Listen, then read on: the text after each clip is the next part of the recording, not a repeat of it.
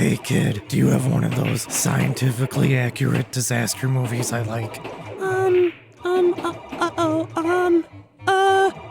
I don't, What's the matter? I got, the core? Whoa, that sounds awesome. Let's go. Oh no. You ready to talk some movies, Brennan? Yeah, okay. Well, let's go.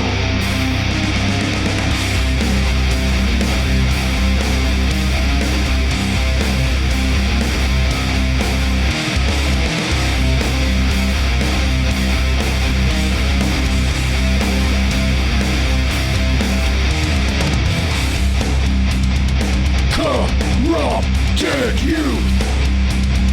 Corrupted youth! Corrupted youth!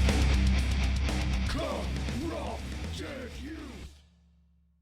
Hi, welcome to the Corrupted Youth Podcast. I'm Dan. I'm Brennan. We're a father and son duo that does what, Brennan? We explore the latest blockbuster hits, golden age VHS rental store flicks, something schlockiest, something video store rentals in spoiler heavy fashion. I can't believe it. Word for word. You nailed it. Nailed it. Again. Close enough. Oh, yeah. Hey, happy birthday month. Yay, birthday month. We love a good birthday around here. Uh-huh. We tend to have one every year, so that's pretty cool. Thankfully. Yeah. And, ooh, yeah. Well, before we get into the movie here, we've got a few things to talk about. We have Summer Slasher Camp 6 starting after this episode. And, hey, thanks to everyone who recommended movies for us. Court, Pete, Schmed, Stacy, and Richard. We had 15 entries, and only 3 were randomly picked on a YouTube Live, which you can go watch now. You can watch us bumble through it. Worse than we bumble through this. You can find us at Corrupted Youth Pod, all one word, all lowercase, on the YouTube. Yeah, watch us spin that wheel. Yeah, but I guess we should say who won. But if you want to know all 15, you definitely have to watch. Yeah. And who suggested them. But yeah, so our first movie was Autopsy, recommended by Richard. A Blade in the Dark, recommended by Pete. And My Bloody Valentine, the original, recommended by Court. I think that's an amazing list. Yeah? Yeah. I don't know anything about these movies, so. Oh, well, you're in for a treat. Okay. I haven't seen the first 2. Ooh, that's fun then. Yeah. And I'll confirm with Richard, but I believe Autopsy is from 2008. Oh. And it's German. That's easily the most recent. Yeah. Because the other 2 are 80s ones for sure.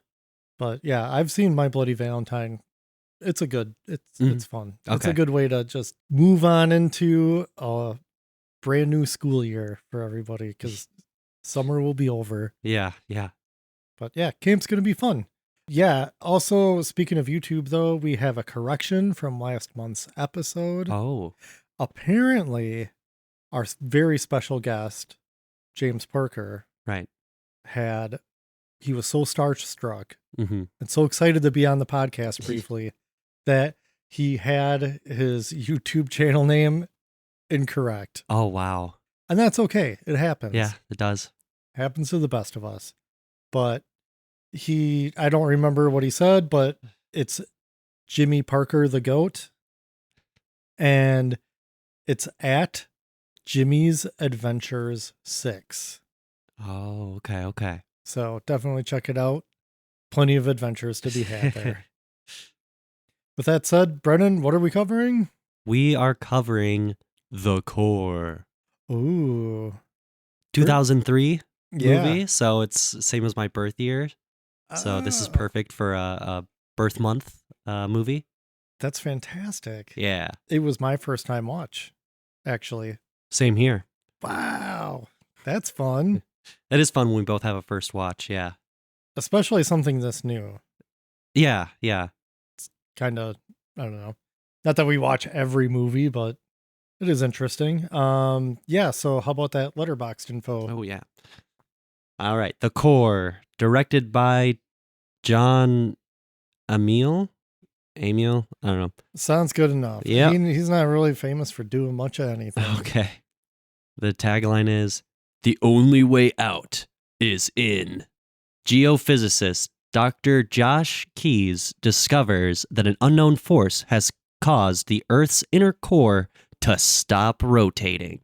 With the planet's magnetic field rapidly deteriorating, our atmosphere literally starts to come apart at the seams with catastrophic consequences. To resolve the crisis, Keyes, along with a team of the world's most gifted scientists, travel into the Earth's core. Their mission: detonate a device that will reactivate the core. Oh boy, that sounds thrilling. Yeah. I'll run through some of the cast here. We got Aaron Eckhart as Dr. Josh Keyes, Hilary Swank as Major Rebecca Childs, Delroy Lindo as Dr. Ed Brazelton, Stanley Tucci with a full head of hair in this as... Oh, that's clearly a piece that they put on him. Oh, yeah? Oh, Well, for sure. I don't pay that close attention to those things.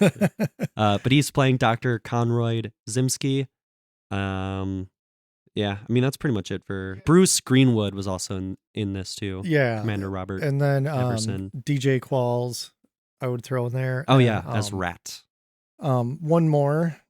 I would also throw in Elfrey Woodard, the lady who's on the command team. Oh, that's right, yeah. Yeah. That's I'm surprised that they put her so low on this list, but... That's a Star Trek veteran right there. Indeed. So that's always fun to spot in anything. Yeah, she's also currently on The Burrows, which is a limited series on Netflix. I recommend checking it out. Yeah. The Duffer Brothers produced it. Oh, okay. I like to call it Older Things. Okay. But it's very much like in the vein of like a fun 80s adventure, like sci-fi mystery adventure, just with older folks, and it's really good. That sounds got awesome. it's got a good heart to it. Yeah. And it's a fun story, and it's like Edward Molina, who played Doc Ock. He's like the star in it. It's Cool. really good. Cool. It's a lot of fun.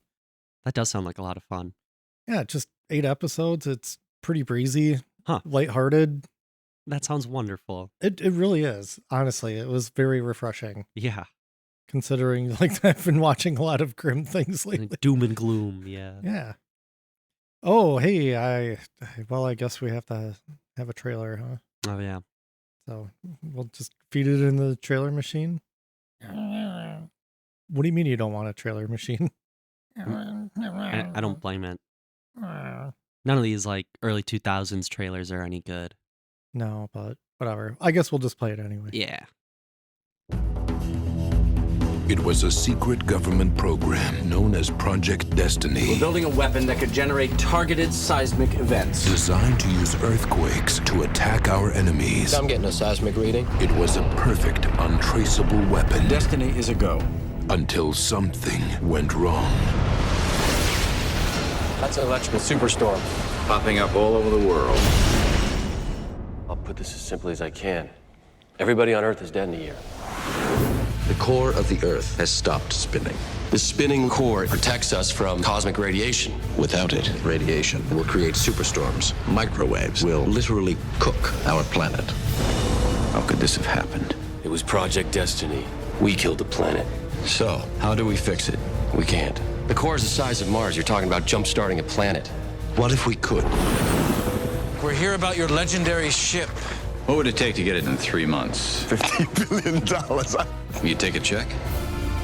We need you to control the flow of information. You want me to hack the planet? I'm gonna need Star Trek tapes and Hot Pockets. You are good. Is there anything you can't do? Not that I'm aware of. You're trying to save the world. It's impossible. I came here to save my wife and children. I just hope I'm brave enough to save 3. I can't wait to get into an untested ship, go to the center of the Earth, and restart its core with 1,000 megatons of nuclear weapons. Then we outrun the biggest shockwave in history. Hot damn. San Francisco is in ruins. The whole West Coast is out. And it's decaying faster than we thought. 2, 1. We're going in.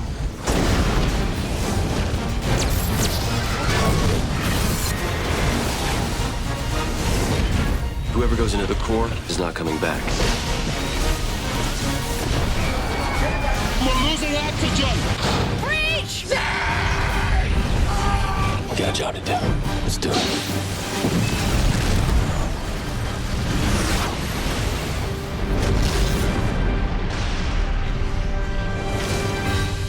Yep. Trailer. There you go. That's basically the entire movie. I'm sure. Yeah. It's like a greatest hits of the movie. And actually the trailer, it ruins the reveal of a very key point in the story. Oh, Just blatantly just like, hey, like when you watch the movie, it comes up and you're like, oh, all right. But if you've seen the trailer, then it just kind of ruins that surprise. It's not like a major reveal, but like, I don't know. I feel it's important to the story. weird. But, you know, they ruin everything with trailers nowadays. You know, it's Oh, only it's now. always now. Yeah. It's only now. Yeah. Watch a trailer from the 80s. Oh my God. It'll show you the entire movie. Yeah. So, hey, birthday month guy. Yeah. Well, the core. Let's, I guess, jump right into this. So, Let's jump right into the core. I would love to. honestly. So this movie starts out, we got businessman, smarmy looking businessman, and he's like, let's make this happen. We're gonna sign this $30 million deal or whatever. and immediately too, we were like, oh great, this guy's gonna die, which is pretty fantastic. It's great setup here. He walks into like the board meeting or whatever, and right as he's about to like get to his presentation, he just flops dead on the table. Thank goodness. Yeah. more smarmy business guys need to do this. Yeah. And then our camera starts panning outside, and it's like a little festival fair going on. Green World Day. Green World Day, that's right. Yes, Green World Day. And there's some chaos starting to erupt. There's just random people drop dead. There's a guy on the edge of a carousel, and he just like slumps off of it. Pretty fun. There's like cars crashing. Yeah, pretty fun action or like disaster-y kind of scene here too. That's a good like real sets. Catches your attention pretty quick. Yeah, it's a good like long take too. There's also some other weird stuff going on, like your stopwatch stops working or whatever. So something's up. People are just flopping dead out here. This is now we go to Chicago. Yeah. Oh geez, go up there to Chicago, and here we meet our Dr. Keys, or professor. I guess he's a professor too. Maybe. He's a I don't doctor know. at least. Because he's teaching at the Chicago University.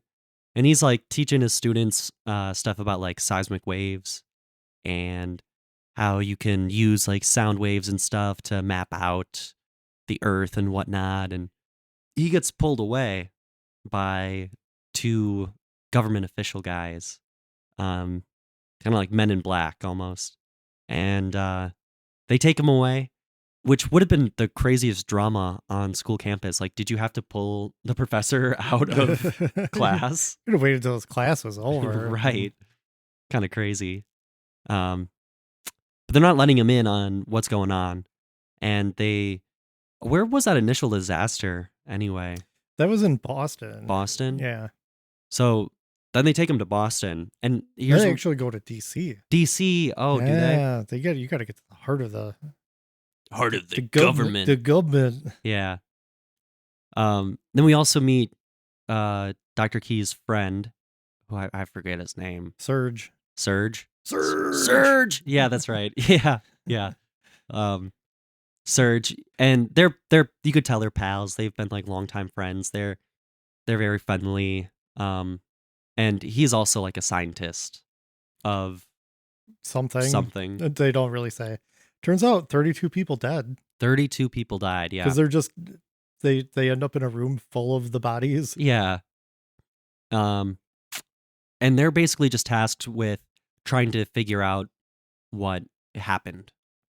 And you called it when we were watching it. I You did. called it. Yeah, because guy drops dead, and I'm like, oh, pacemaker?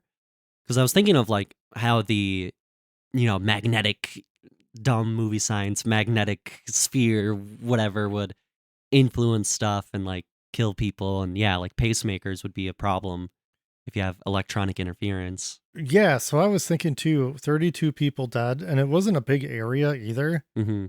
How many people have pacemakers? Because Yeah. just in that one scene outside of the building, Yeah. so many people were just like flopping over and Right. stuff. And I was like, this is a big problem. Yeah. That is a good point. You think it would just be like a lot of like older people. Yeah. I mean, I guess anyone can have a yeah, pacemaker. Yeah. that's true. But yeah, they figure out that it's like the pacemakers. But military official dude, mustachio guy, he's like just concerned if it's a weapon or not. And they're like, no, it's probably not a weapon. We're dealing with something different here. And the government dude's just like, oh, okay, not a weapon. Go home. That's all I needed you for. And they're like, wait, what? Like, we got to investigate this. Something's wrong here. No, not a weapon. You can leave. So they just leave. They go home. But Dr. Keyes, he's onto this. He knows that there's something more to this. Well, of course, he's our hero of the story. Of course. So he starts doing his own research. in the real way. Yeah. Lots of computer stuff. And then we see lots of like diagrams. And I don't know. It's just like fake movie science here. Yeah. He figures out that the Earth's core has stopped rotating. Yeah. Well, I think we got to get to London. Oh, right. Because we got our, like, hey, let's pay a little tribute to Hitchcock here. Yeah. Yeah. Horribly. Right. Yeah. Because the magnetic sphere's getting all messed up. So all the birds start going crazy in London. Pretty fun scene. Again, like I like all these like disaster sequences. Not enough. I'm just going to throw that out there right away. Totally not enough. Not enough. Totally not enough. I don't really have any sense of imminent danger. Yeah, no. But yeah, it's like a fun scene. We get some like found footage style stuff too. But yeah, the birds just start going crazy and attacking people, flying through windows, like pure chaos. Definitely birds. Yeah. Definitely birds inspired. I did see a thing. I don't know if it's true or not, but apparently one of the visual effects guys, like one of the birds is not a bird. It's actually a fish. And they just put it in there as a joke. And I'm like, what? That's kind of awesome. They should bring that back, honestly. Just start putting goofy stuff in. Yeah. It used to be such a fun thing where you just like, oh, hey, because who's really going to know? Who's going to see it? You're not going to see that when you're in the theater. Yeah. It's more for them. Yeah, definitely. I mean, it works too, because you didn't see that it was a fish. One funny thing about this whole thing with London is that everybody's watching it in the US, like Keys and Surge. Yeah. And they're watching it. They're streaming live news on a computer in 2003. I didn't even pick up on that. You probably didn't think about it. Right, yeah. But yeah, that really wouldn't have been a thing. Crystal clear picture like that too. Get out of here. That's the craziest part of this movie. It's the most unrealistic part of this movie. That says a lot. That's a good point, though. Yeah. Oh, where are we? Oh, yeah. So now we cut away to a pretty fun sequence here. We got a space shuttle on its way back to Earth. It's a space shuttle Endeavour. And they're coming in for their landing in California. But oh no, all their instruments start to go haywire. And while they're in their reentry, they lose communication. And when they exit the loss of communication, they find that they're off course. Which shouldn't be a problem because you've got Captain Pike on this space shuttle. You do have Captain Pike, yeah. Kelvin Pike, but he's still a good Pike. Yeah, he still is a good Pike. He was in the 2009 Star Trek movie. Yeah, and in Into Darkness too. Oh yeah. But So yeah, and then this is also when we get introduced to Hillary. Oh, is it Hillary Swank? Yeah. Hillary Swank's character. But yeah, what's her name? Rebecca. Yeah, it is Rebecca. And so they're off course and they're gonna land in LA. Oh no. So they've got to figure out a place to put the shuttle down, and they're calling NASA command. And this is also when we get introduced to I don't know her name, the Star Trek lady. Oh, what is her name in the? I don't know what her name is in the movie. I don't know if I have it in my notes. She is barely even in it, this movie, so she's in it enough where you like she's a character. Yeah, she's a character to some degree. But yeah, they're trying to like clear out a highway to put the shuttle down on, but they can't do it. It's rush hour. And so they have to put it down in the LA River, which is that's like a pretty big like landmark of LA. Bad CGI space shuttle. I'll paint the picture for you. Bad CGI space shuttle flying over LA. It like almost clips a bridge, and they have to like drift it in the river too to stop from hitting like all these construction workers working on the bridge. They did take out Grease Lightning though, because they're having the final race at the end of Grease. Yeah. Totally wiped out Grease Lightning. R.I.P. Grease Lightning. He's like, oh, Sandy, no. The space shuttle. What? Fun gag too with like they barely pull it to a stop, and there's like a construction worker just like with his headphones on, not even realizing what's happening. Yeah, that's just more ear protection. Yeah. Because he's like angle grinding or something. Right. I think you would feel the space shuttle land. You would feel that and feel all the commotion of all your coworkers running away, but fun gag, whatever.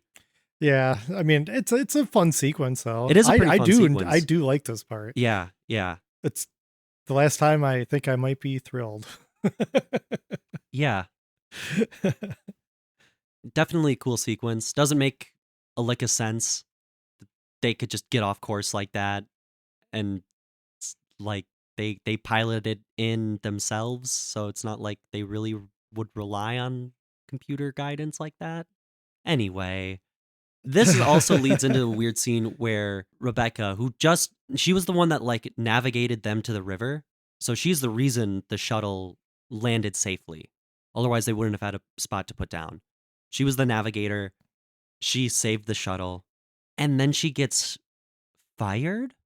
Yeah, this guy, like her superior, definitely makes it seem like she's getting fired.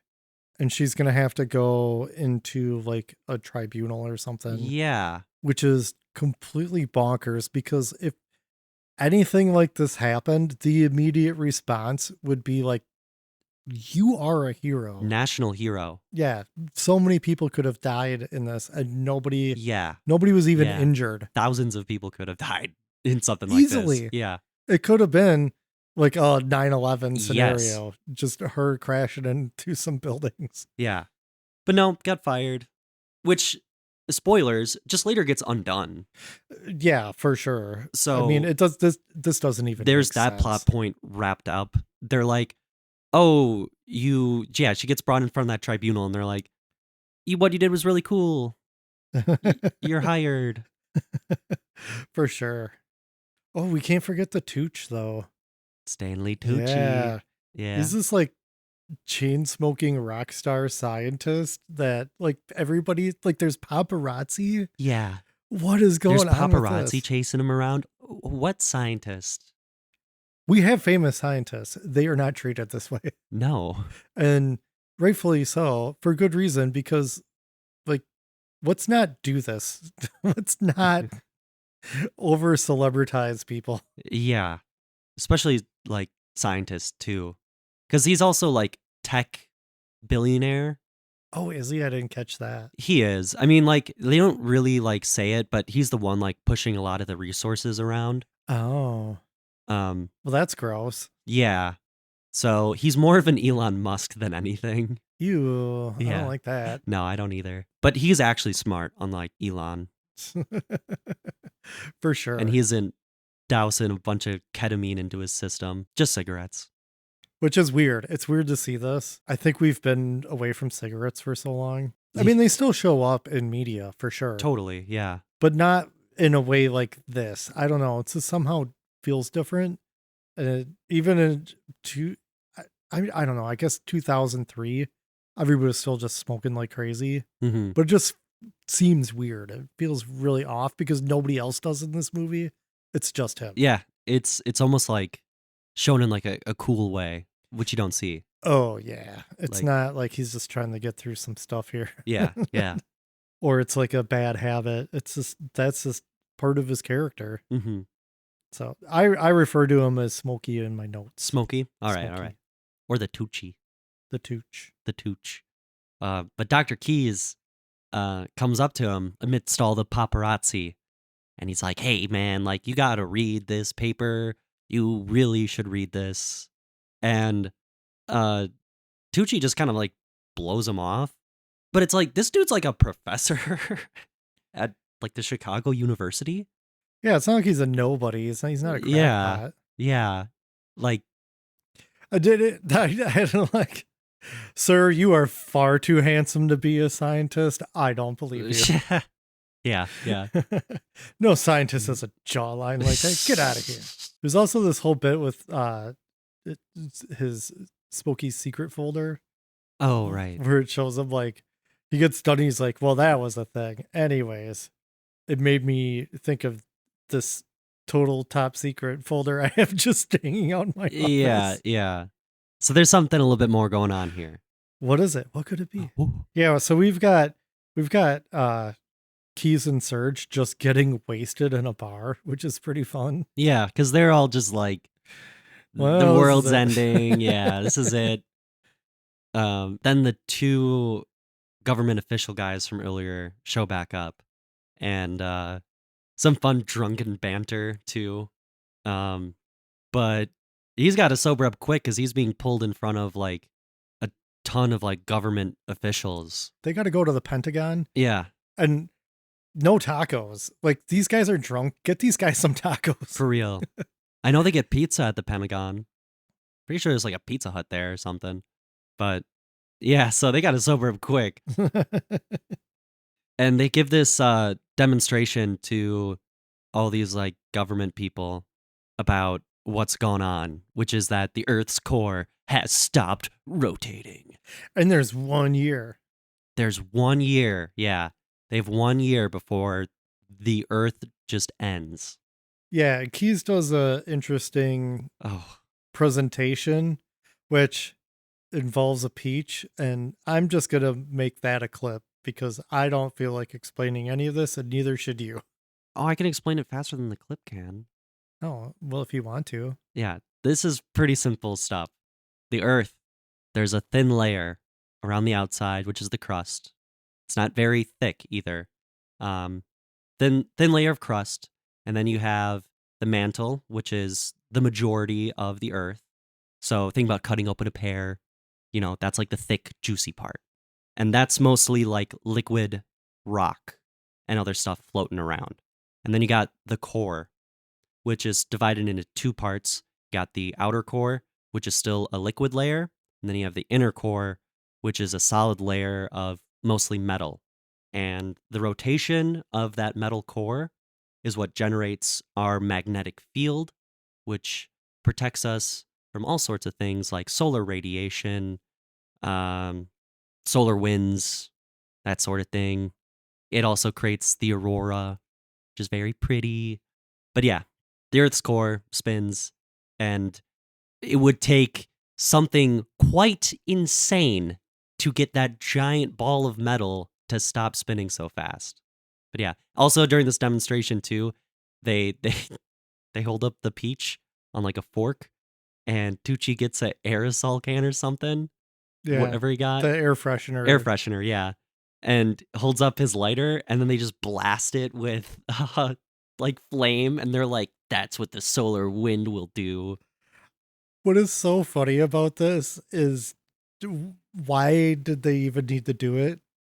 Like, you could just say, listen, we're not going to have this protective barrier, this invisible shield, Yeah. and a solar wind's just going to devastate the planet. That's all they need to do. And I get that it's a movie Yeah. and it's trying to be dramatic, Yeah. but it comes off more like a comedy. Oh my God. Yeah. Like, it's it's hilarious. Yeah. Fun behind the scenes too.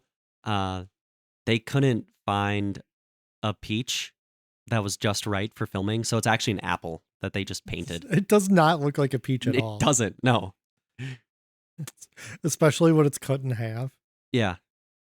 I mean, they must have just like shoved a peach pit in it. They did. Yeah, that's what they did. So weird. But yeah, so now and Keyes says too, like, there's nothing we can do to stop this either. Like we're done for. That's it.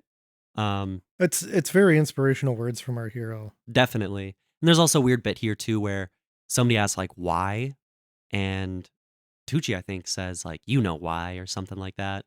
So there's a mystery. Oh, see, I didn't catch that. Yeah. There's like an underlying mystery here. I guess I should have watched the trailer first. Yeah. So now, you know, but there is something that they can do. There is something that they could do to get the, you know, Earth's core rotating again. But they need crazy technology to get it done. Oh, where would you ever find that? Middle of the desert. For like the salt flats of Utah, for example? Yeah. Because Tucci was working with, what's this guy's name? Braz. It's something longer, but Braz is his nickname. Yeah. Everyone just calls him Braz. Working with this Braz guy to work on this technology, which is it looks pretty cool.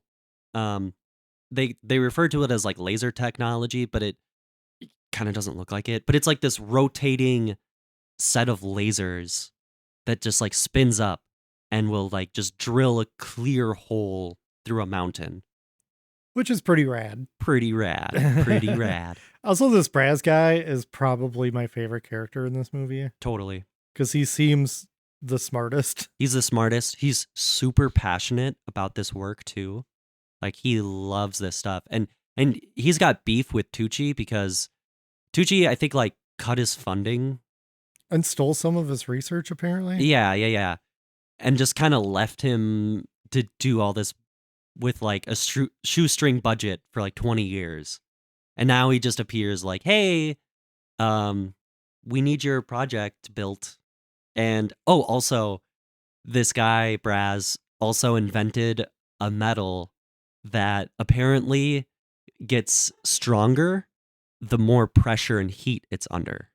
Oh, interesting. Very convenient. And he named it unobtainium, which is definitely like a movie term, like that's in like Avatar. Yeah. Unobtainium.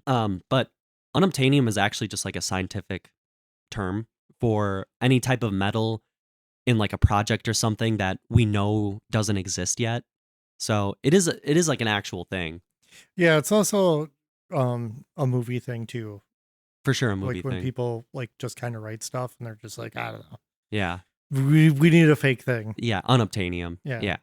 But thankfully, yeah, he also made this unobtainium stuff.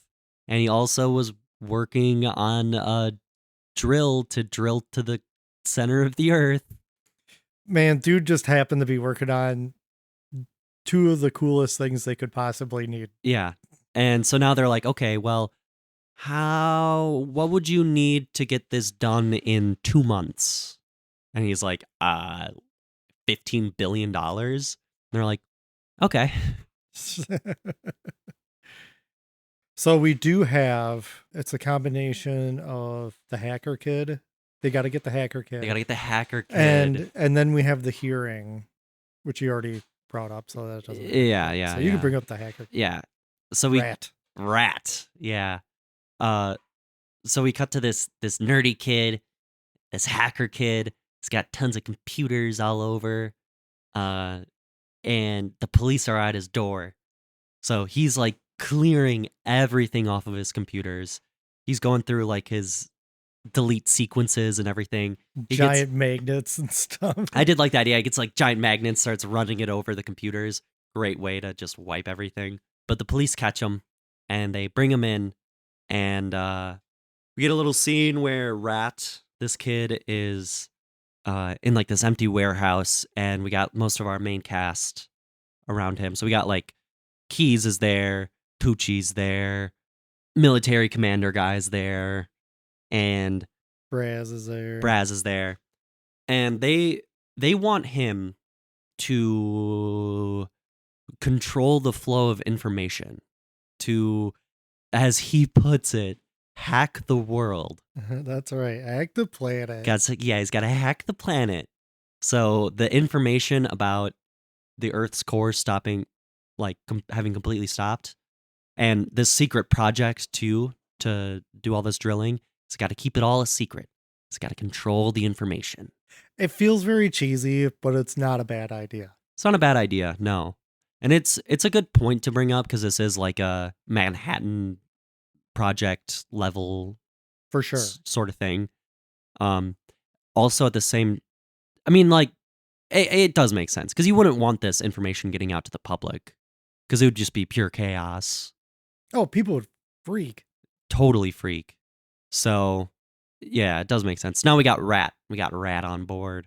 Mm-hmm. This is also, so like at this facility where they're working on their project, we have the meet cute between Keys and Rebecca, because they got to meet at some point in time because she's on board for this mission. Yeah. And man, I was thinking like, so clearly they're shipping these two. Totally. And it feels so unnatural. I don't think that they're bad actors together. I don't think their interactions are bad. Yeah. But there's like no real like chemistry written into the story. Right. And I'm just thinking like, also, man, their kids' jawlines are going to be wild. Insane. These kids are going to have jaws that can like cut through steel. Yeah. Just use those kids to gnaw to the center of the earth. It's going to take longer than a year, though. That's the problem. Yeah. Otherwise, they would. Yeah. They have to go with plan B. Yeah, which is the ship. Mm-hmm. Why do they call it a ship, though? I mean, what else are you going to call it, I guess? A vessel? It's more of a vessel, right? Subterranean. I mean, it's like a submarine, subterrane. They name it Virgil. Virgil. Yeah. There's a reason for that. I don't remember. I don't remember either. There was something, but yeah, Virgil, the ship. The turd. Man. So to describe this ship real quick here, it's long. It's almost like a train because there's like a train, yeah. Different segments to it. And then at the front, obviously, you got this big spinny laser drill, and the whole thing is coated in unobtainium. And the different like compartments are built so that if there's a problem, they can detach them and keep going. Also built into it is like a gyro stabilized sort of cockpit thing. Or each compartment is stabilized, so up is up and down is always down. They're never like upside down. Yeah, for convenience. For convenience, for sure. This thing also, 2003 was definitely a time if you were up late. It was a weird time to be alive, but there would be a late night infomercial type show that would come on like every week, right? So like say Saturday night, you watch wrestling. After wrestling, it would just be like these mom ladies selling, we'll just say personal massagers. And that's what this thing looks like too. Yeah. It totally, we'll just call it a turd, but I feel like it has to be mentioned because anybody watching this will be like, oh. Yeah. Oh, yeah. My goodness. Yeah. Nobody during production they had to know, right? There's no way they could have made it look cooler, look any different. Yeah. This totally reminds me of Snowpiercer. Yeah. Which was way cooler way cooler. This is like mini Snowpiercer to the core. What happens when the engine stops? We all freeze and die. Great movie. Yeah. This one, not so much. Yeah. I mean, I don't think the science in that movie works out totally great either, but whatever. Whatever. That's more of a fantasy movie. Yeah. It's more of a fantasy movie. But yeah, we get fun montage of them building the ship, which I got beef with this montage because when they're showing like the rings and stuff that they're building the ship out of, it's not big enough for the interior that they show later. Oh no. This set should have been way bigger. But yeah, fun montage. Yeah, because we get there's a lightning storm. Yeah. Please. So while they're in like the middle of like this montage, they're building the ship. It still feels weird calling it that. There's like a crazy lightning storm they see off in the distance. And this is something they predicted would happen. You'd get these like superstorms where there's like a ton of electricity in the air. So you get like hundreds of lightning strikes every second. And do we get the Rome scene here? Yeah, it's Rome. Yeah. One of these big lightning storms hits Rome. And so now we're already smiling, we're already happy because we get a fun disaster scene.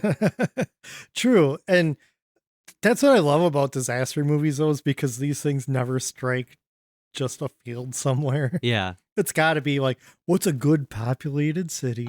Landmarks. And have some stuff. Oh, yeah, you got to have landmarks. Definitely need landmarks. Yeah. Yeah. Let's destroy everything. And they do destroy everything. It's just like lightning hitting stuff. We get, dude, the Colosseum gets obliterated. Like, it gets struck with a ton of lightning, and there's like lightning coursing through the stone somehow. And the whole thing just like lights up and just explodes into like a billion pieces. The model work on this is really fun. Great model work. And they ruin it. They do. They ruin really it do. because they add these chunks of CGI Yeah. Colosseum blowing out. And this is always my thing, and I don't like this, if something flies directly at the camera. Yeah. Takes you out of it. Totally center.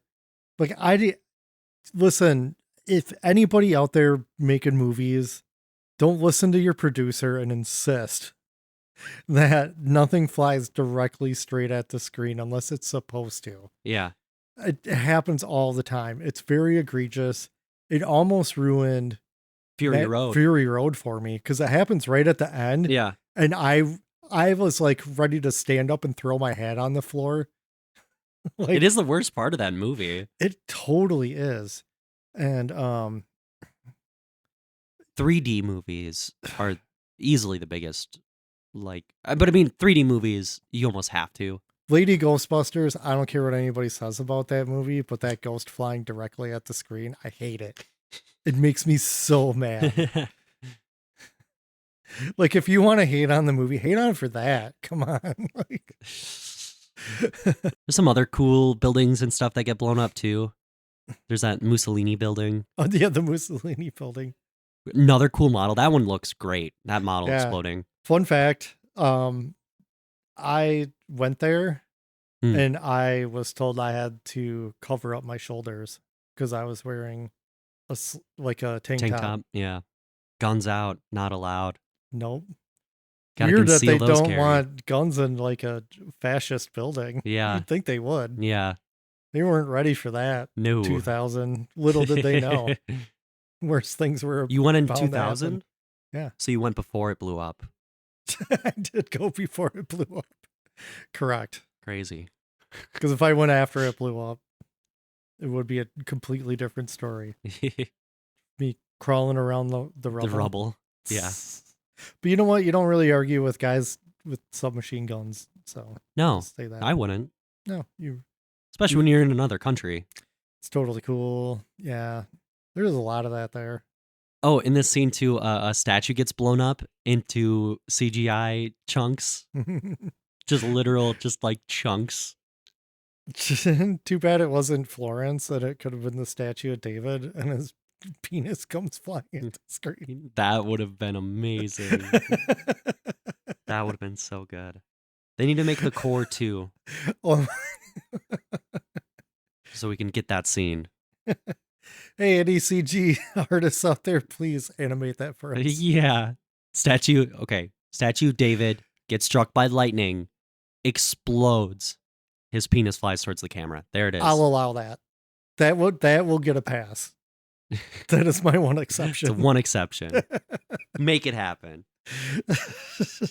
And I guess Rat was working overtime trying to calm the planet down. Yeah, you never see anything about that. Yeah. Nothing to see here. They should have cut to Rat, like, trying to cover that up somehow. I don't know. What do you do? Just free basing Hot Pockets. Yeah. Oh, yeah, because he needs his Hot Pockets, too. They help him concentrate. He's such a quirky character. Hot Pockets. That's so random. Oh, funny. Because he's just a nerd. He's just in the basement all the time. Oh, I'm sorry. But yeah, now we get the launch of Virgil. They're launching it in the Mariana Trench, which was smart. I was actually thinking, like, they should launch it in that trench because that's where the crust is the thinnest. Oh, I forgot about this. So they're launching the turd, and it totally looks like a turd too because they're like dropping it in the water, and it's like splooshing in the water. And it's going down to the bottom of the trench. We got everyone. Oh, we should go through everyone on board. Yes. So we got Keys, obviously. We got Swank on board. Rebecca. Yeah. We got the Tooch. The Tooch is on there. We got Braz, Mm-hmm. the engineer guy, and we got Pike. Yeah, I think his name is Bob. Bob. I'm not even joking. I'm pretty sure his character is Bob something. So we can just call him Pike. Realistic enough. Yeah. There's always a Bob floating around. There's kind of like a weird, like, why are any of these people, like, I don't understand the crew, but movie gonna movie. So movie. Yeah. My biggest gripe with this crew, they have a nuclear reactor on board. You need a nuclear engineer. There should have been like a dedicated nuclear engineer on board. Anyway. Yeah, why any of these people are on board is a good question. The plan is that they're going to drill into the Earth's core and detonate a bunch of nukes, and that will make the core start to rotate. Sure. I mean, and there's also a degree of like once it's like rotating, it's like an engine that you just got to start up again, and then it'll just keep going. Sure. Sure. But yeah. So they get dropped down in the Mariana Trench, and they're going through the water, and a bunch of whales swim up to them because it's something with like the harmonics of the Virgil. Yeah. The whales like. It's a very cute scene. All these whales swimming around them. But it's funny too because as they're going down and it looks like a turd, there's also the swirl that begins to happen. There's like an earthquake. Because yeah, the earth just decides to spread cheeks for him. Yeah. It's just like, come on in. Yeah. Hey, turd. Let's do a reverse poop in here. Yeah. Which is crazy. And it's like, this is not helping the turd visual. No, it is not. But yeah, they get like pulled down in this whirlpool for some added drama. And they barely get the engines fired up in time before they hit the bottom of the floor. But then they're off. The drill just like melts the rock into magma, and the ship just like swims through it pretty much. And the hole that they came through just immediately closes up. Okay, we got to discuss how these effects are. And I get that maybe representing something turd shaped that's just drilling its way with rotating laser beams might be hard to portray. Yeah. Visually. Yeah. But all of this is so bad. Really bad. This is awful bad. Not good. It just, they'll cut to it constantly through this movie. Yeah. Where it's like, you just see like magma around this thing. So it's like translucent magma too. And it's all just like this glowy orangey shit and just like, it's just noise. Yeah. It's just visual noise. None of it really makes sense. And it's very bad CG. I mean, this is like MTV music video bad. It's really bad. I mean, like 2003, there was better. Like this is bad for 2003. It really is. When did the first Pirates of the Caribbean come out? Not too long after this, I think. Yeah, that's No, crazy. It It's around the same time. it is around the same time because because that came out when I was working. I was still at the tattoo shop. Yeah, so it would be around then. Yeah. Yeah, that's crazy. Yeah, mean, I think the second Pirates of the Caribbean movie came out while I was working at the tattoo Oh my shop. God. I'm not joking. And so that was like between like 2002, 2005 for sure. Yeah. If not like close to 2006. So like, yeah, definitely in this time frame. So the CG, the technology was there. I mean, it's unfair because you don't know about like studios and budgets, but this could have looked so much better. Again, I understand it's a hard thing to Yeah. like show because it's surrounded by stuff. Mm-hmm. There's no place to put a camera. Yeah. So you have to make the magma translucent. You have to make everything glowy. But it just looks like it looks like crap. Yeah. It really does. I mean, not to mention the ship itself literally looks like crap, like an actual turd. Yeah. And well, so anyways, they get through that The crust. the crust into the mantle.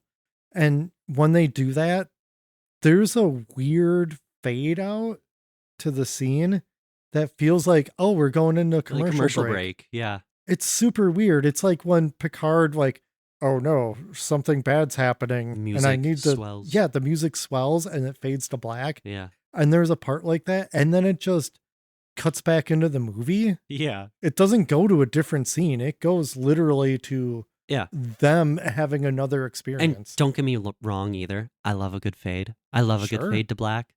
It has to do something. It has to like serve a purpose. Yeah, it's building that like suspense and tension. And, you know, that's, I mean, maybe it's an editing thing, but if they cut a scene, say like Command Central or something, Yeah. which, Yeah. hey, guess what, everybody? Command Central's a thing. It does not matter, really. At least right now. It's a thing. It's there. But They have yeah, communication. You forgot about it, and it would make sense. But even if you cut that scene, why would you still have that fade out? Yeah. It's really bizarre. Yeah. It's just weird. Very weird. Like, listen, man, you're not the Orville. That's a good show for good fade outs. Absolutely. Absolutely it is. So anyway, they're drilling. It's the rest of the movie, they're going to be underground. So strap in. They're drilling along and they encounter their first problem, which is a void space. Because they have like the sonic imagery to scan ahead so they can see where they're going. Yeah, so basically they have like, I would describe it as two big flat screen TVs. Yeah. Inside this thing that show a CG image of whatever they're encountering, which not a bad idea because you know your effects are sucky. Yeah. At this point. Yeah. And so you might as well like it. It's intentionally made to like not look real. Right. Which is not a bad idea. It works. Yeah. But yeah, it comes up on their view screen. It's this big void space. So they theorize that like it's just like a hollow rock floating in the magma, and they can't avoid it, I guess. Yeah, it's too late. Like Yeah. it's just coming up, and they're like, "Well, we don't have time to change course." Yeah. So they hit it and they go through and they end up like in this big cave of crystals. Giant crystal cave. It's like a geode. They're basically inside a ginormous geode. And the Virgil comes crashing through the ceiling and crashes through all these like big crystals and stuff. And it barely comes to a halt near like a cliff, of course, because it's a movie. And it gets stuck on a big crystal. So now they're stuck and they have to leave the ship in crazy strong suits. Yeah, because there's a crystal that has blocked the laser rotator thing. Mm-hmm. So it can't rotate. Mm-hmm. So they have to get rid of this crystal because the whole thing's jammed. Yeah. And thankfully they have like little laser cutters that they can use. I don't know why they brought suits with them in the first place, or even brought laser cutters with them in the first place, because they And weren't these- expecting any of this. And they're just like, well, it's a good thing these suits can handle the pressure. Yeah. Like, okay. Whatever. Sure. Whatever. Also, not really sure that the pressure inside the cave would be super high, but I guess it would have to be for the whole thing to be stable. The whole thing doesn't make any sense. They guess it's like it's surrounded by cobalt or something, so it doesn't melt in the magma. But they're cutting it through when disaster strikes again. Oh no. The magma starts leaking in from the ceiling, and we get like a lava waterfall as the cave starts to collapse and fill up with magma. Yeah. Not good. Not good. There's something I'm not really sure what happens here, but Keyes shares like his oxygen supply. Yeah, there's something with like the cutter that Braz has, Yeah. like runs out of oxygen Operate. Yeah, Sure. so he just is like, well, I'll just hook myself up to it. Mm-hmm. So yeah, Keyes is like running out of oxygen, and Pike gets hit by a rock. A small piece of molten magma falls through and lands right on the top of his head and just eats right through him. Yeah. Kills him. Yeah. Kind of rad. Kind of rad. It should have been presented a little better because they don't really show it. Yeah. As much they just kind of show him like, ugh, and you see a little bit of blood drip down his piece forehead. it together. Yeah. I think it would have been cooler if they showed his suit decompressing, or I guess overcompressing. Oh, I guess what it would just be. like crunch. Yeah. Because of the pressure. Would have been kind of neat. But yeah, he falls back in the lava, and of course, Rebecca, who worked with him on the shuttle and everything, and he was like a mentor to her too. So now Rebecca's all sad. Don't worry, listeners, because Rebecca's basically a non-character. After the shuttle lands. Yeah, she's just there to like Keyes and shuttle some stuff, like do some piloting. Yeah, it's not that she's not important, but the movie just is like, nah, she doesn't give her like anything. No. But yeah, they get the drill back up and going, and they're able to make their escape, and they're back to drilling. Yeah, and it turns out Keyes is okay. Yeah, they get Keyes on board, and yeah, and I have in my notes here that because of the stressful scenario, I realized that Tucci's character, being a chain smoker, should be having a nicotine fit right now. Dude, he should be like, just like, if he's that much of a smoker, like he should be freaking out. Like have him chomping on some gum or something. Here's a funny story. I forget when, but the first Japanese person in space was actually a news guy. He was just like this camera guy, and they wanted to get coverage and they wanted stories from the International Space Station. So they just sent this dude up. Literally no training, not a scientist, nothing. Just a dude. This guy would smoke 4 packs a day. Holy crap. So, chain smoker. They send him up to space. He was miserable. He went through crazy withdrawals. He was space sick all the time. Oh, man. The Russian crew that he flew up with said they had never seen somebody throw up so much. Oh, no. But yeah, so being like a chain smoker and then just being thrown in an isolated environment like that's gotta be terrible. That would be insane. Yeah, kids, don't start. Yeah, no. Seriously. You never know when you end up in space. Yeah, you might have to save the planet. So yeah, Tucci should definitely be like scratching his neck and like getting nippy with people. Yeah, considering he's got an attitude already. Yeah. It should be like exasperated. Yeah. Oh, day 2. Day 2. They have a little title thing. Day 2. This is where I'm like, why don't they have uniforms? Yes. Yeah. Government funded things like this love a uniform. Dude, and a patch. Yeah. A patch, a uniform, that'd be so cool.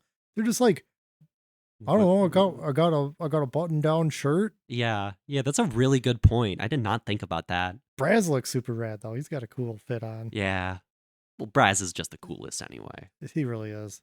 But oh yeah, giant diamonds, because they're like, what are these black things that we can't see through? So yeah, so first it was void, and now it's, oh no, there's something so solid that we can't cut through. And it's humongous diamonds. And we get some like crazy piloting from Rebecca. She's trying to navigate through these big crystal. They're like described as like the size of mountains. We get some bad CGI exterior shots of it too, flying past these diamonds. Oof, it's bad. But you describing it makes me feel kind of excited. Like, oh wow. Yeah, like doesn't that sound cool? No, it doesn't really seem that cool. No, in the movie, it does. You don't even really get a sense of danger. Even it's just like, no. Here's the thing. Oh, what was also crazy in this scene? So it's Rebecca and I think Tucci up in front, someone else, but they see the diamonds coming up and they're like, oh no, like we're gonna have to do some crazy maneuvering here. They don't let the people know. They don't let the rest of the crew who are throughout the vessel know that they're about to like do something wicked dangerous. Yeah, we're gonna do some maneuvers. You think you'd have like a PA system? Oh, totally. They do. They're all mic'd up. They totally should.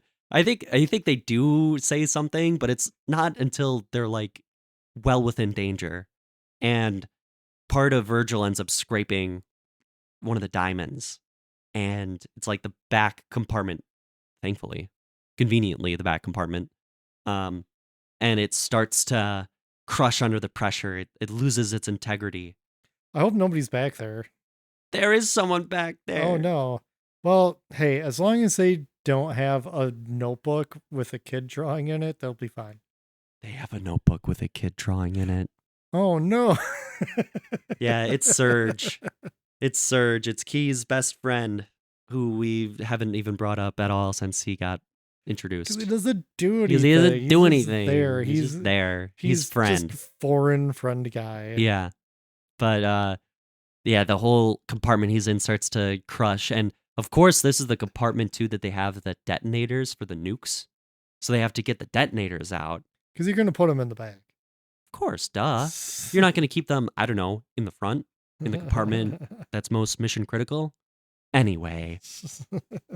So they're scrambling to get everything out. It's Serge and Keys. And Rebecca has to shut the emergency door. And Serge is locked in. And Keys is over the mic. He's like, open the door, open the door. I could still get him out. And Rebecca just doesn't do it. She doesn't open up the door. And this scene gets dragged out too. Because like the compartment's like collapsing.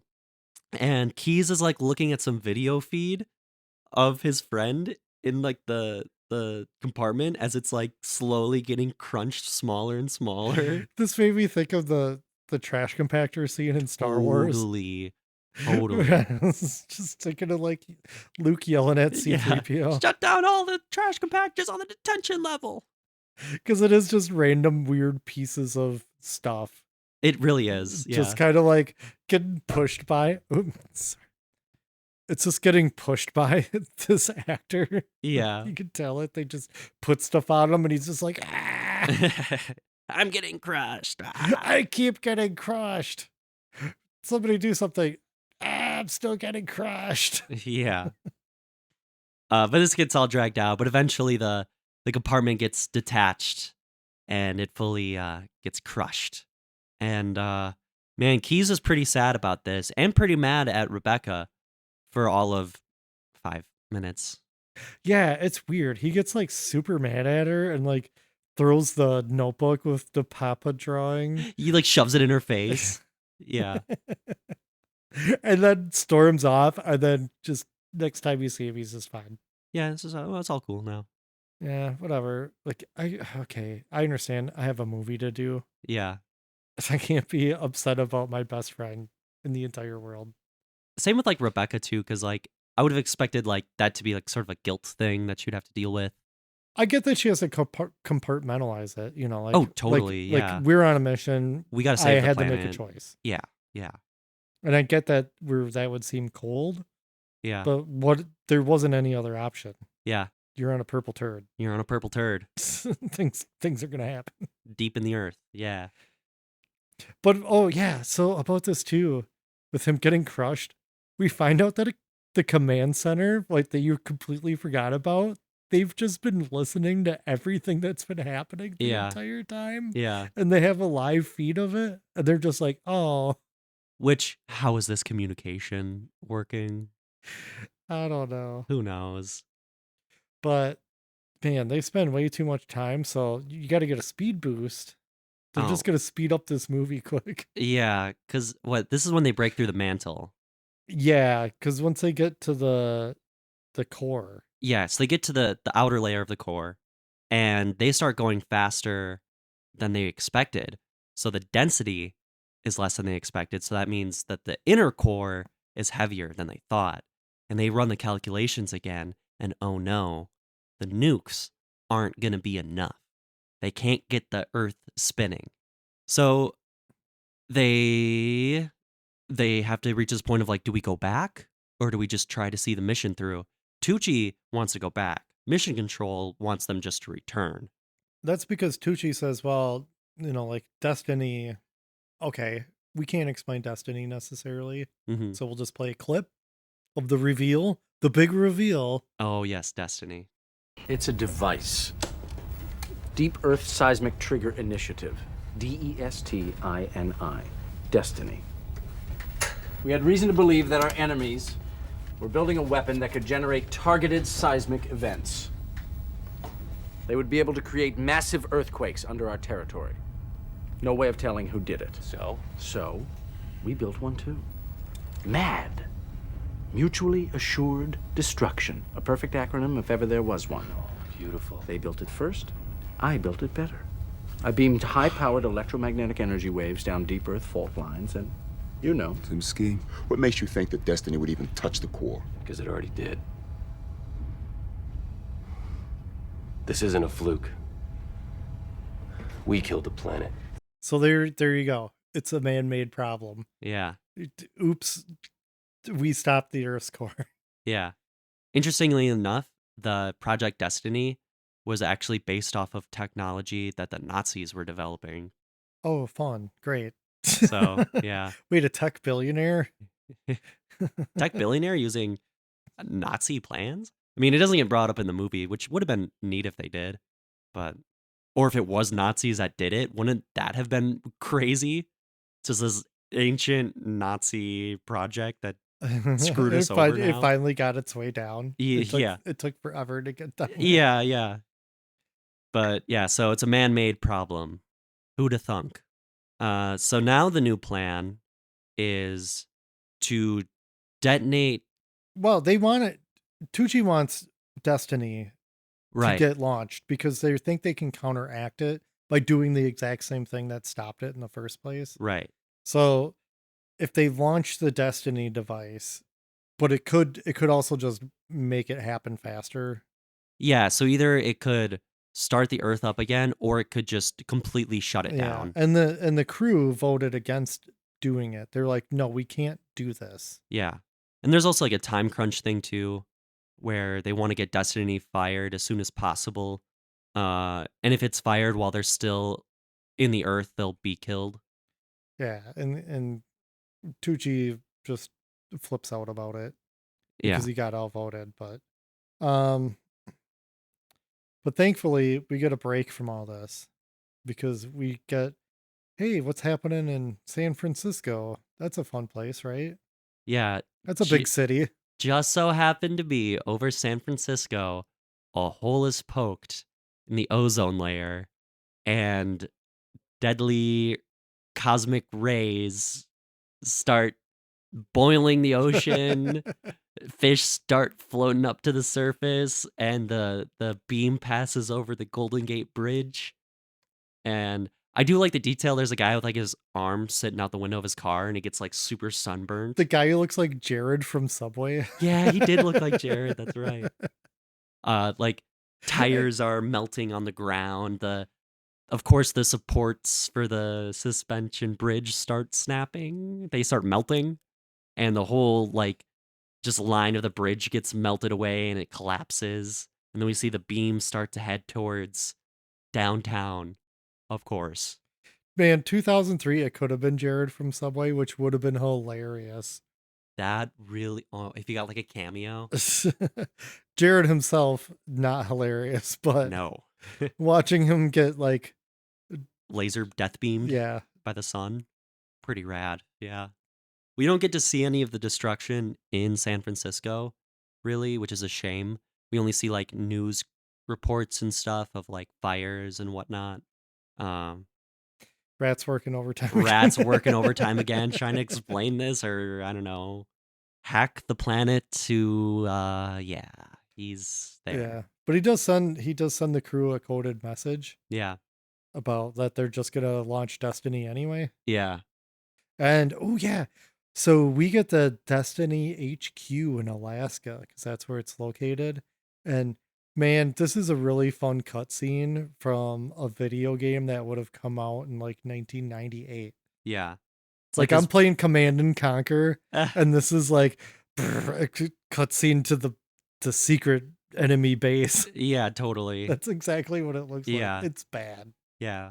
It looks terrible. It's like this, it's like a big hollow dome kind of structure with like a big thing in the middle that does something. And they got to like suck up a bunch of power from like across the nation to get it to run. So now we got like this whole like boot up sequence too. It's going to take them time to fire Destiny.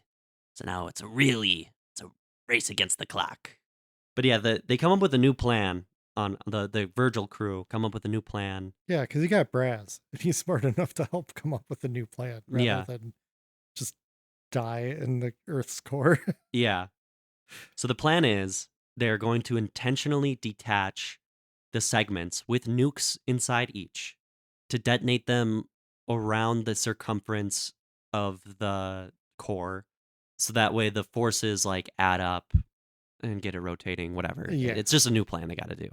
But the problem is they can't detach undamaged parts of the ship. Yeah, because Braz explains that he never made like, I wasn't gonna put in like a self-destruct. Yeah. You know, like why would you do that? Which I guess kind of makes sense. But you think like it would just be easier to. Why does it only detach if they're damaged? Because movie. Yeah, like it's such a dumb, wicked dumb idea. So of course, why is it a train in the first place? I don't know. Because like, I don't want to get into this part right now, but I will. But each section contained like a pretty major part of the function of the entire thing. Yeah. So I don't understand. Like, oh no, we lost a thing. It's important. Oh no, if we had this part gets damaged, what if a middle section gets damaged? Right. And you detach it, then you're detaching parts that aren't damaged. Exactly. Yeah. And like, why keep the nukes in different spots? Why keep the detonators not in the front? Why keep the nuclear reactor not in the front? Actually, I think that was in the front. But still, like, yeah, you're totally right. Why have mission critical things spaced out like that? And then basically have everybody on the mission hang out in one section. Yeah, yeah. But basically what it comes down to is somebody has to go into one of the sections of the ship that's very dangerous to turn some hatch dial thingy so that they can detach parts. And they draw straws to see who has to go do it, because it's a one-way trip. It's so hot in this section of the ship that you'll just die. The suits don't give you enough protection. And they draw the straws, but Braz intentionally makes it so that he draws the shortest one. Like he folds his little thing in half, so it looks like he had the shortest one. Which is dumb too, because they reveal that they were all the same size. Yeah. Which doesn't make any sense. So like, what was the whole? So he did draw the shortest straw, though. He did. But they figured that out, and they're like, no, you can't just like do this. You can't just sacrifice yourself. And I'm like, no, Braz. I mean, I knew Braz was gonna die. We both knew. Oh. You can't have a likable character like that and not kill them off. Yeah. And considering he's black too, they're definitely. And considering he's black too. Yeah. Definitely, yeah. So we knew it was gonna happen. But that being said, he gives a pretty awesome speech about like, no, like I want to do this. This is my ship. This is my whole like mission. My goal is to see this ship continue forward and complete its mission. So like, I'm gonna do it. It's got to be me. And I'm like, all right, Braz. Man, this whole thing with him doing this too it's tough to watch. It is tough to watch because he's like the one character that I feel I connected with. Like I cared about. Yeah. And then to see him having to struggle and like he ends up like not being able to see because his glasses end up shattering inside his helmet, and it's rough. It's not great. Yeah. His shoes are like melting, and everything about it is cool sequence, to be fair. But yeah, rough. R.I.P. Yep. They open up whatever thing they needed to, and the whole thing gets flooded with magma, and so R.I.P. Now we're just down to 3. First man to die in the Earth score, so he's got that going for him. Yeah. Like died in a giant first man to die in a giant geode in the mantle. Yeah. Lots of firsts on this one. First turd to go to the core. First turd, yeah. First turd to go all the way. The most fantastic reverse poop of the planet. So they start to load up the different compartments with nukes. And then something else comes up here, or Tucci's, I forget which happens first. Either. Well, the Rat, they get a nuke off, and then Rat manages to stop Destiny. He just hacks. He's been hacking. Yeah. Because he's not in that facility, but he understands what's happening. And it's funny because he's like crying and stuff. Yeah, he's like crying, trying to like, and nobody, because he's in the middle of mission control, and nobody glances over at him like keep on like trying to break through security. It's not until later after he does it and somebody looks over. Yeah, it's like military official dude. And he's just doing, I can't remember. He was playing Pong. Pong. Yeah. And he's like, oh, hey, what's up? Just be playing Pong, yeah. Just me being Rat. Just being Rat, nothing to see here. Dried tears all over his face. It was a spicy hot pocket. Yeah. I'm really surprised they didn't use a hot pocket to explain magma in the Earth's core. That would have been amazing. Yeah. Hot pockets around 2003 though were pretty peak. Just gonna say that. They fell off. Huh? I didn't know that they. Oh, they stopped being cool. Ever? Yeah. What happened? What changed? I don't. Okay, but maybe for me, like I don't know. We were eating a hot pocket in 2005, and I was like, "This is disgusting." This. I don't think I'm getting any nutrition from this at all. I'd say the only reason that they're even relevant is because of Jim Gaffigan. Oh, for sure. But yeah. Anyway, Earth turd is they're starting to break it apart to detonate the nukes. And while they're loading a nuke into one of the compartments, the blast wave from an explosion knocks the nuke onto Keys. And so they're trying to get it off, and they couldn't just like communicate to Rebecca to be like, hey, can you just like turn the ship a little bit? Can you just turn it so we can roll this nuke off? I got a nuke stuck on me. Yeah. I'm pinned. And then the ship gets hit with like another blast wave, and then the nuke flips onto Tucci. So it went from Keys being like, no, just leave me, complete the mission. And it flips onto Tucci, and Tucci's like, you gotta go. Finish the mission. It's so dumb. Yeah. And then Tucci says that there's not enough force still. Oh yeah, the last nuke won't be enough. Won't be enough. So he has to take the fuel out of the nuclear reactor and detonate it with and put it in with another nuke. Take this duct tape and duct tape some fuel rods around this nuke. Yeah. The last nuke. Because he's what? He's next to last nuke? Or is he last nuke? Next to last. Okay. So yeah, Keyes has to leave Tucci behind, and Tucci is detached, left to drift with a nuke. And of course, the nuke just rolls off of him right away. Well, yeah, which is funny. Yeah. I like it too, because this whole movie, he's had like this tape recorder, and he's been like recording himself, and it's super cheesy, like monologue stuff. And I like it because he's like giving his last little monologue, and he just realizes he has that moment of like, what am I doing? Like he just has a laugh about it, and that's a fun moment for his character. At least earlier though, like when he came up with the plan, or when he revealed the whole thing about Destiny, he bargained and was like, "Well, you're gonna have to let me smoke." Yeah, So oh then he yeah, gets that's to right. Smoke after that. That was right. I love that part too. Yeah, I'm glad that came up. Like you just gotta let me have one. Who brought them in the first place? He did. I'm sure he stuck him did. aboard. He's a smoker. That's just what happens. Like He's just hoping to get. You find a lucky. way. Yeah, yeah. But yeah, does he light up a cigarette when he's floating away? I don't remember if he does when he's floating away. He should though. I hope he did. If he doesn't, I don't recall. He deserves one. I'm pretty at this point in the movie. I'm just trying not to have an aneurysm. Yeah. So then we get the scramble with Keyes grabbing the fuel out of the reactor and like burning his hands carrying it to the pod, and he gets it all locked in there. But now the ship has no power. So all the nukes are away. Yeah.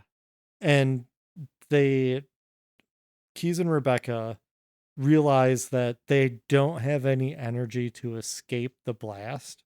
So they're just going to die. Yeah. Until Keyes sees the model of the unobtainium that Braz hung up in there. Uh-huh. And is like, wait a second. Isn't this like a solar panel or something? And we can just absorb energy? It takes an energy. It converts pressure and heat into energy. We can just plug our ship into it. So they do a thing where they like get big giant wire cables and just attach weld them to the hull or something. Whatever. Yeah. Whatever. So they have power now, and they ride the shockwave, and yeah, because the plan does work.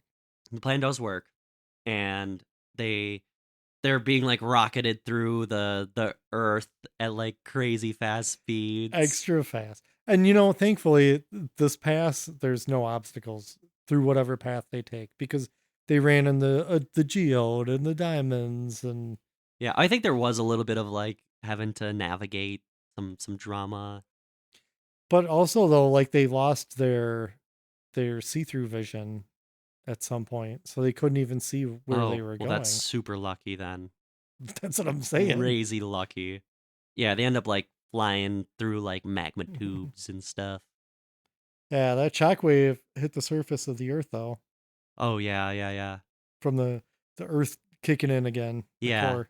And they're like, where's the epicenter of that? It's everywhere. The epicenter's everywhere. I like how, too, there's a 16-hour time jump. It just says 16 hours later. Yeah. And then it's like, oh, the signal's lost. We can't communicate with them.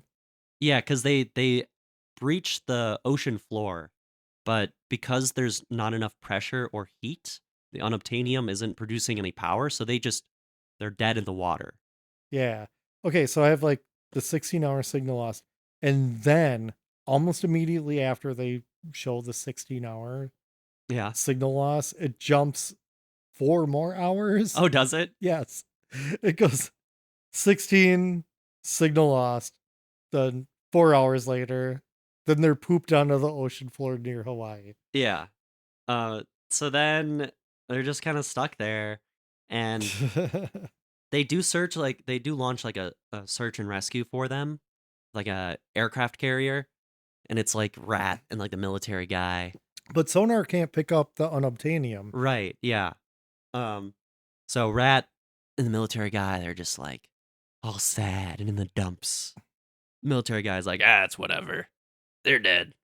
All we're picking up are these whales. We're just getting whales. And Rat's all sad, and then he's like, the whales! It's whales! It's whales! It's whales! If you could see Brennan right now, he's Yeah. doing the same thing. Yeah, just waving his Same arms around. gestures. It's whales! And he's just running across the deck of the aircraft carrier. Why did they bring him on there? He's just the hacker guy. I mean, I guess You can use your computer smarts to for story purposes. Yeah. But how can he hear him? He's on the bridge of that aircraft carrier. How Yeah. can he hear him? Yeah. Like, it's just, an aircraft carrier is noisy as hell. Yeah. Just in general, just you can't just hear somebody yelling on the deck. It's an active airport. There's waves and things and wind, and it's just a guy, and you don't want a lot of noise coming in your bridge because you need to have clear communication aboard your bridge. Is that Pipsqueak saying something? Why is he waving his arms around? Somebody get that kid a Hot Pocket. Freaking out. Oh, the ADR chopper scene where it's just Yeah. like chopper guy talking. It's just like over the footage. I'm helicopter guy. Oh, we're seeing the whales. Oh, there's whales. There's whales. Yeah, there's definitely whales there. Oh, they're doing something. Oh, I think we found them. But then okay, so you don't know if Rebecca and Keys know that they're getting pulled up. I'm guessing they do because they feel themselves moving. They had some plan because they were like, oh, we only have like enough power for like one little blip of sonar or something. And then Keys is like, oh, I have an idea. So I think the idea was that they did something to attract the whales. Oh, okay. It doesn't matter at this point. I'm so tired. Because they get saved, yay! And then yeah, because they have their pillow talk on the way up too. They do. Like this movie didn't have the guts to just have them with their clothes off under a blanket or something. Yeah. Again, I guess there's no chemistry. Maybe they're just really good friends. There's chemistry. They're obviously set up to be. I know, but so you don't, clearly. You know what I'm saying? Though. Yeah. Then we get a time jump again. Mm-hmm. Yeah, because like they're like, oh man, it's cool that we did all that, but it's a shame we don't have recognition for it. Which like virtue signaling. Come on now. It's like exactly what that is. Oh, you want to be known for what you did. It is important. People should know that there is course virtue signaling. But Rat has a plan to go to the cringiest of cyber cafes I've ever seen in my life. Cyber cafe. I mean, it was a thing. Holy 2003. It was a thing. Yeah. But man, that dude sitting outside of there with the weird like doinger hairdo. Yeah. I don't even know how to explain this, Dongles. Like it's probably the worst hairdo you could come up with for 2003 at a cyber cafe. It's probably the most dated part of this movie. It super is. Yeah. Like you could almost like suspend your belief for the time period. Yeah. Until the cyber cafe. It's bad. It's really bad. But yeah, Rat just leaks to everybody in the cafe. Everything. Virgil, Destiny, the whole everything. The crew. It's like we just see like headshots of the crew members getting like uploaded. Yeah. They're just the actor headshots. It's hilarious.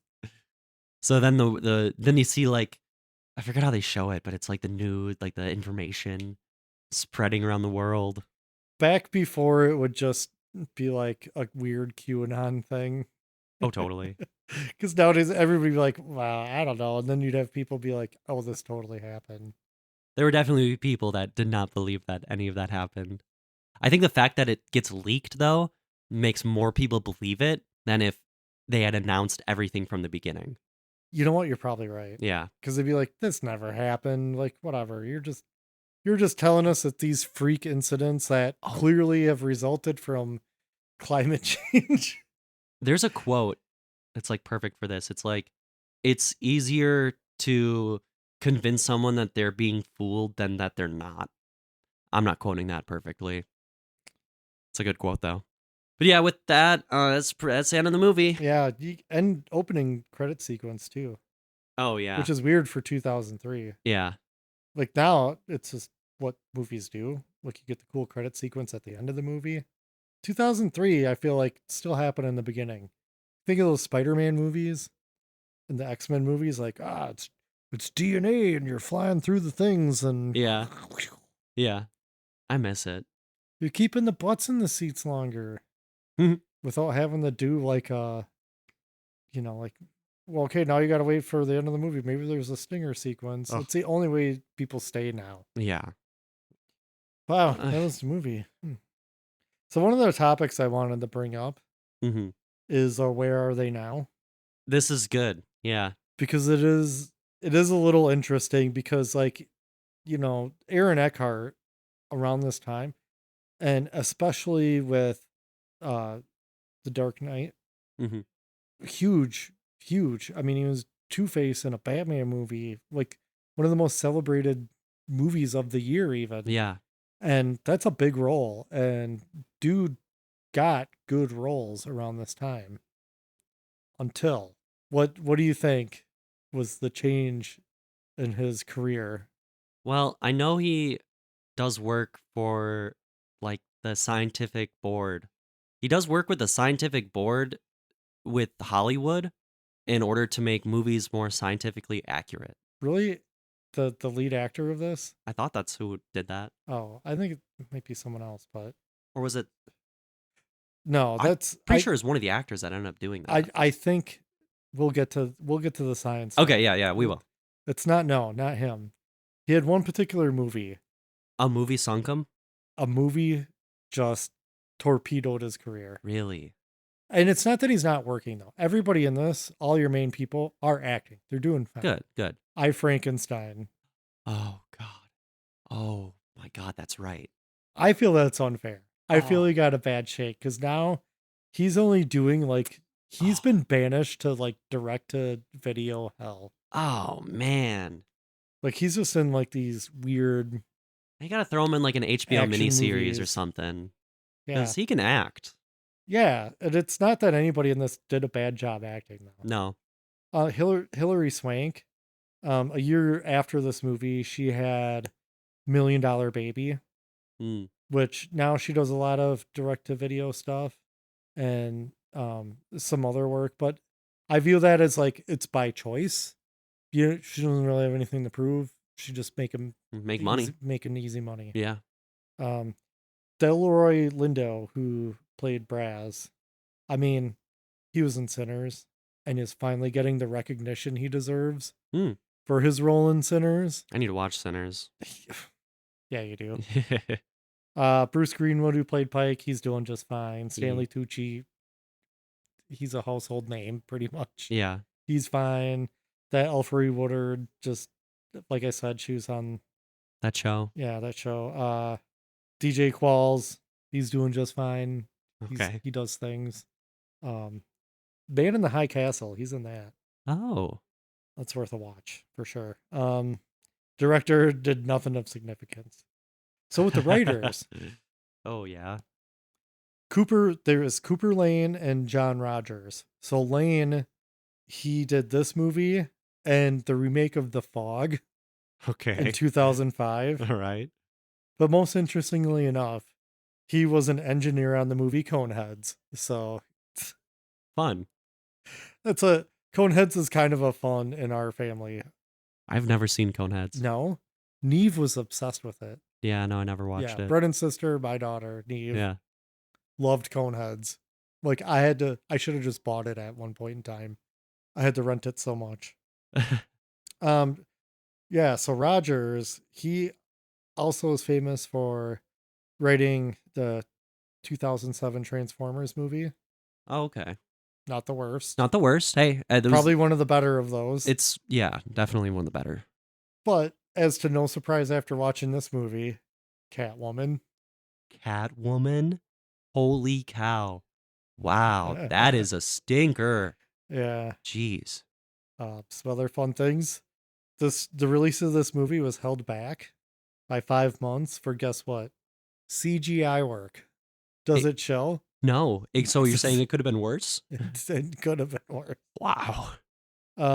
You brought up budget earlier. Yeah. Yeah, you want to get into that? Do you have the box office? Yes, I Because do. I did see that, and oof. Ooh, yeah. So 74.1 million total box office, which 31.1 was the US, and the other 43 was from worldwide. It had a budget of 85, so this movie had a loss. Definite loss. And if you factor in any type of advertisement, probably way worse. Yeah. Yeah, that the revenue doesn't even cover advertisement, probably. Yeah. So we have science to discuss. Science. I did get some fun stuff from Wikipedia, and the sources on there are legit. Check out, yeah. They do Wikipedia's check pretty out. good. Yeah, it's not as bad as it used to be. Definitely. So I'll just read from there. This is from Wikipedia. On March 30th, 2009, it was reported that Dustin Hoffman was leading a campaign to get more real science into science fiction movies. Hoffman is on the advisory board of the Science and Entertainment Exchange, an initiative of the United States National Academy of Sciences intended to foster collaborations between scientists and entertainment industry professionals in order to minimize inaccurate representation of science and technology, such as those found in The Core. In a poll of hundreds of scientists about bad science fiction films, The Core was voted the worst. The worst. On February 21st, 2010, The Guardian ran an article about American professor Sidney Perkowitz's proposals to curb bad science in science fiction movies. In the article, Perkowitz is said to have hated The Core. Quote, if you violate and this is like an edit thing, like the coherent rules of science, yeah, you are in trouble. The chances are that the public will pick it up, and that is what matters to Hollywood. The Core did not make money because people understood the science was so out to lunch. Yeah. It's crazy how terrible the science is in this movie. It's like pretty baffling. I mean, the Earth's core the amount of force it would take to stop the Earth's core from spinning is like literally insane. And the amount of force it would take to get it spinning again, there's no way nukes would do that. That's like literally nothing. It's completely ridiculous. Now, Yeah. I'm all for I feel science fiction does not need to be a good representation of science. But that said, this movie though really tries to play it off as like we're smart and we're doing science. Yeah. And it's also like you have to I think there should be a level of realism too, because you don't want somebody going into this movie and just believing everything that it says about the Earth. Like you just immediately their knowledge base is already wrong. So I think there is a degree of like you want science fiction to have science involved, because otherwise it's just fiction. In this scenario for sure, yes. I mean, you view like a Star Wars, and I fought the argument that it's not fantasy, it's science fiction. But the older I've gotten, I'm like, nah, it's fantasy. It's space fantasy. Totally. Yeah, it's fantasy with science fiction elements in it. Right. It's fantasy forward. Right. And then, like, but even take that for example, how many people don't realize you can't hear anything in space because there's no medium for sound to travel through. And it's like Star Wars, I mean, again, I also don't care. Mm-hmm. I don't care that there's sound in space in Star Wars. I really don't. But sometimes it's really fun when you don't have it. When there isn't, yeah. When you watch like Firefly or The Core. Or The Core. Oh my God. The Expanse. Yes, The Expanse does that great too. For All Mankind too, Apple TV show. No sound in space. Lovely. But yeah. So, yeah. Even like the nuke thing. The putting the reactor to increase the size of the explosion makes no sense. The uranium, not the same. It needs to be compressed in order to be fissioned off. Here's a fun fact. The bomb that we dropped on Hiroshima, not very fun fact, I guess. The bomb that we dropped on Hiroshima. Out of all of the plutonium that was detonated, it was only about the mass of a dollar bill. That's all of the mass that actually was like fissioned off and turned into energy. So most of it just gets obliterated in the initial explosion. You throw a reactor next to a nuke, it's not going to do anything. It's just going to get disintegrated. Yeah, so what we're saying, this movie just... It's just all over the place. It's just so bad on so many levels. Death rays from space. You watch it, though, and it's just... You're not buying it. No. I agree with that guy. Like, you're not getting into it. Yeah. And what's crazy, too, I heard that the director had to stop the studio, and he tried to make it more scientifically accurate. Oh, really? Yeah. Like, the studio wanted magma style like spacewalks where they're like in suits just in the magma. That's bonkers. Wanted the ship to have windows, which what? Windows? And dinosaurs. He had to fight tooth and nail to get dinosaurs removed from this movie. Well, they just wanted like a journey to the center of the earth then. Yeah. This was actually, I think, one of like 3 or 4 center of the earth style movies that were like in production too. Like Fox was working on one, and then like there was like the Disney one too. Man, that's wild. So it could have been worse, which is even crazier for it being the least scientifically accurate movie ever, apparently. Damn. My opinion, they should have done it. Put in dinosaurs. Do it. It would have been more exciting. It would have been. But knowing that everything looks like crap in this. Ugh.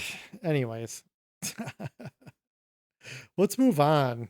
I don't want to talk about the core too much longer. Yeah, no. So rate it by saying the word movie and recommendation. You want me to go first? Yeah, you can go first. Since it's your birthday. Man, it's a movie. Is it even a movie? I mean, I guess so. Technically speaking, it's a movie. I mean, to call the core science fiction is an insult. Everything feels very low effort. It's painfully obvious that the actors exist in the shadows of tropes established by better movies. All the visuals are ugly, and they weren't even good for 1993. No. Let alone 2003. And that's what I mean by that, of like the shadow of better movies, the better 90s disaster movies. Oh my God, yeah. Where the science could have been faulty in that. Mm-hmm.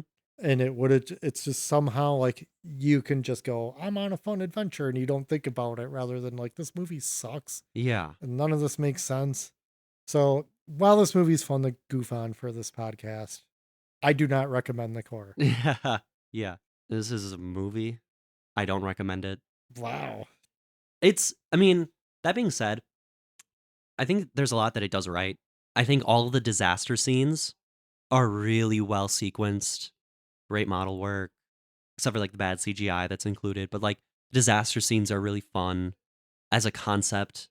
As a concept, not execution though. Yeah.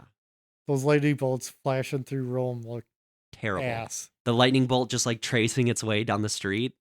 Crazy bad. Terrible. No, yeah, I don't recommend it. It's definitely like fun to laugh at. It's one of those movies that's like just kind of like on at your grandma's house or something. like it's just it's on TV on some like random channel. It's just like one of those movies. It came out 10 years too late. It should have come out during the 90s, during all those disaster movies. It probably would have done way better. Even for a post 9/11 disaster movie, it doesn't work. No. I don't know. It's not good. So I don't have anything else to add. I can't beg on this movie longer. So yeah, it stinks. It was fun to watch. Oh, you think so? I did not enjoy watching it even. Really? No. I thought it was fun. This is rare for this podcast. Really? For me to just be this upset about a movie. Wow. I thought it was fun. I thought it was fun just because of how stupid it was. I gave it 1 star on Letterboxd. And I feel I was being generous. I was like, should knock it down to half. I still might. I don't know. I'd probably give it about I that. Yeah. keep it 1 for the acting though. Oh, yeah, I think that's totally fair. Everything else about it is not good. And even, like I said, they don't have much to work with, so. But if you want to work with something really good, work with making yourself look cooler. Ooh. Get a t-shirt from our TeePublic Crazy segue. store. Do you want to look cool or do you want to look as hot as the Earth's core? I should come up with a core-inspired t-shirt. Just a purple turd. We're going to the core. Going to the core. Me, Tucci, and his wig. Contact us. We're on Blue Sky, and we're also available through email. At where? Huh? No. It's, email is it's cur b tid e ooth at pod at gmail.com.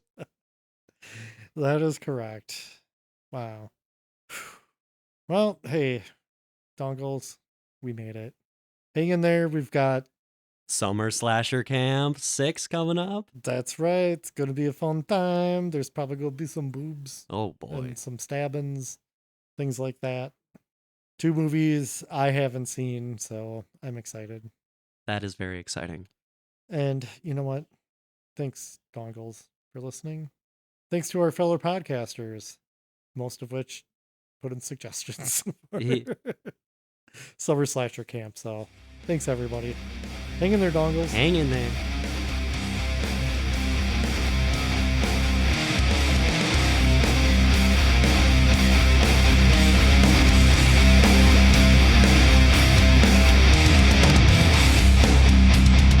Corrupted youth! Corrupted youth! Corrupted youth! Corrupted youth! I never want to watch The Core again.